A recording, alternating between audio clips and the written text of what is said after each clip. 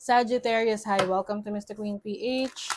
At ito ang inyong energy update, first half ng July, July 1 to 15, 2024. So if you're interested in private readings, meron tayong link sa description at sa pinned comment, pakicheck nyo na lang. Sagittarius, let's see what's up.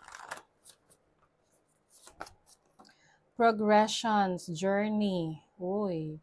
So, meron kayong, yung iba sa inyo, meron kayong travel opportunities this first half ng July.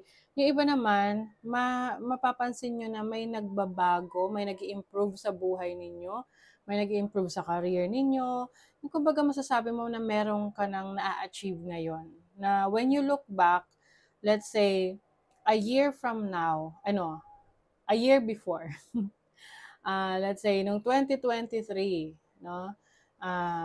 July, ayan. Kung ikukumpara mo yung buhay mo nung July 2023, ngayong July 2024, it's different, no? In a good way. Kasi nag-improve yung buhay mo, alam mo na, kumbaga, may malaking pagbabago for the better.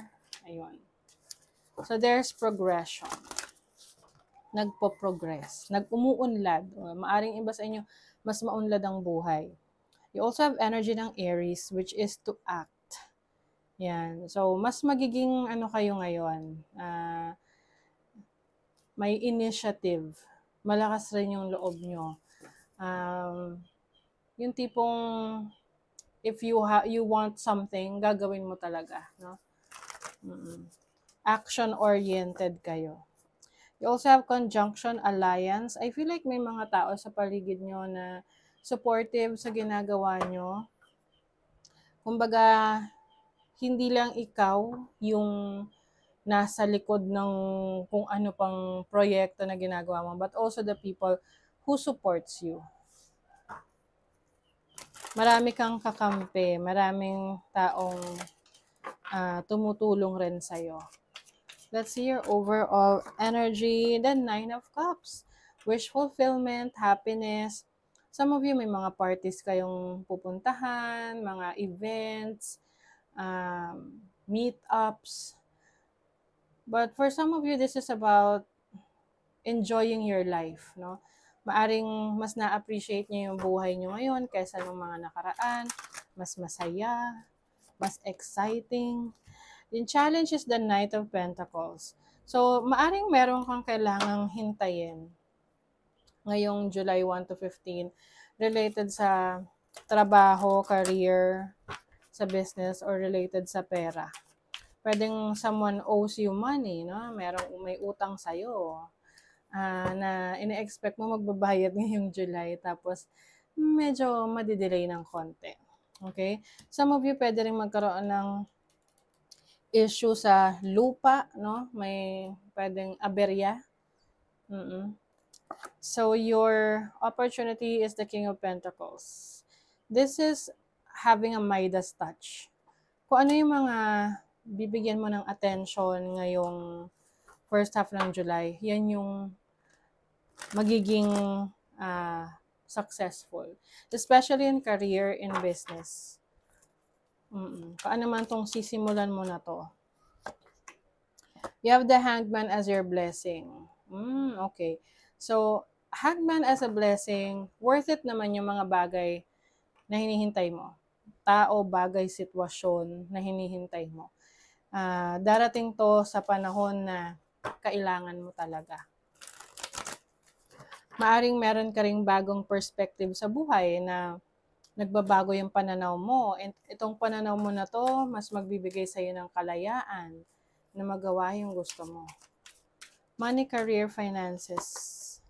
You have the Two of Pentacles. So this is juggling. So medyo busy yung iba sa inyo ngayong first half ng July. Pwedeng may multitasking, may pinagsasabay kang trabaho, business, career, multiple streams of income, no? Pero kaya mo siyang i-handle. You also have the Magician. Energy ng Gemini and Virgo. So, you are exploring your talents, your skills. Maari kasing yung iba sa inyo, dati isa lang yung source of income ninyo. Pwedeng corporate job, no? Employed, papasok sa work, then uuwi, ganon. But I think ngayong first half ng July, may i-discover ka sa sarili mo. Yung mga bagay na interesado ka, na you want to see kung ano yung magiging resulta niyan kung mag-i-invest ka doon. Let's say you're going to invest on your skills. Meron ka pang ibang talents, singing, dancing, ano man to, na itatry mo kung paano mo siya mamamonetize, na paano siya pwedeng maging source of income. And I think that is going to be successful for you. With the Five of Pentacles, I see some solutions, no, sa naging issue or problema mo sa pera. Kasi having the Magician here, this is an energy ng isang tao na kayang gumawa ng solusyon or magbigay ng solusyon sa problema, sa challenge na kinakaharap niya sa trabaho, sa pera, sa business, sa career. So, kumbaga, you have the tools that you need to find a solution. Relationship healing. Okay, you have cycles. Okay. Maaring yung iba sa inyo, meron kayong unhealthy habits, no? Sa relationship nyo sa trabaho, sa career ninyo. Na alam nyo na hindi maganda yon, hindi makakabuti yun para sa trabaho nyo, sa career nyo, sa pera nyo. Pero ginagawa nyo pa rin. And I think you're going to break that habit. Halimbawa, spending ninyo. You have the 10th house for your career responsibilities. I think you will be even more successful the moment na magkaroon ka ng multiple sources of income, no? Hindi lang isa yung pagkakakitaan mo, but also you will use your talents, your gifts. Para mas maging successful ka in life. I think there is fulfillment here. Mas magiging masaya ka. You will also be recognized by a lot of people. So, sa love life, 7 of Pentacles, 7 of Swords, naku, the Temperance. Some of you, maaring if you're connecting with someone, pwedeng meron dito na matutuklasan nyo yung kanyang gawain, mga bagay na itinatago niya sa'yo. And I think sa una, hindi ka maniniwala. Isipin mo na, baka nagkataon lang. Baka may kalokohan to sa'yo, no? So, be careful. Protection. And trust. Pwedeng trust issues to. Kasi with the 7 of Swords, this is the energy of someone na hindi mapagkakatiwalaan eh. And then with the 7 of Pentacles, parang meron tong mga pinangako sa'yo na hindi naman niya pala kayang i-deliver. It's taking a while. Ang tagal mo bago makita yung mga ipinapangako niya sa'yo. And parang nisip mo na, nagdududa ka na ano ba tong taong to? Maganda ba talaga yung intentions niya sa'yo? Okay? So, you really have to protect yourself, protect your energies. And with the Sun here, I think there's going to be clarity in this situation. Malalaman mo if the person that you're dealing with is someone na tapat sa'yo, mapagkakatiwalaan mo. At kung hindi, it will be revealed. Malalaman mo, madidiscover mo yan. Kasi yan rin yung protection sa'yo.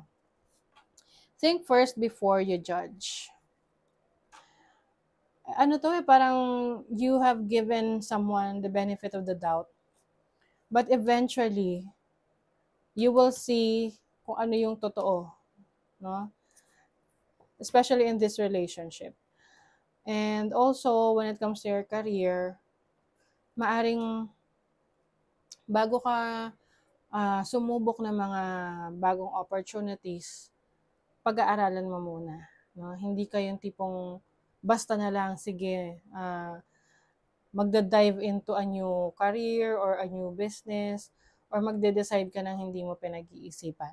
Okay? So, that is your reading, Sagittarius. Thank you so much. Bye!